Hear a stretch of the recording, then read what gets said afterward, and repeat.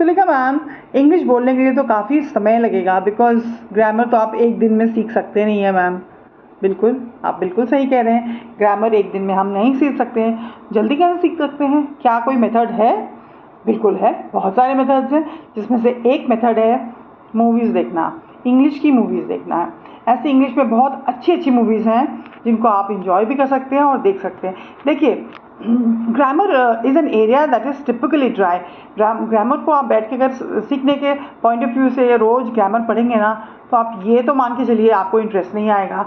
और जिस चीज़ में हमें इंटरेस्ट नहीं आता है, तो जाहिर सी बात है हम टाइम लेते हैं उसको सीखने में और हमें मज़ा भी नहीं आता है। तो हम उस प्रोसेस को क्यों नहीं पकड़े जिसमें मज़ा भी आए और हम सीखे भी।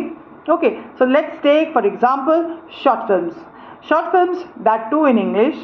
So if you go ahead with something that is, if you engage yourself with a creative and a meaningful film, so that you can go through your grammar in a very easy manner.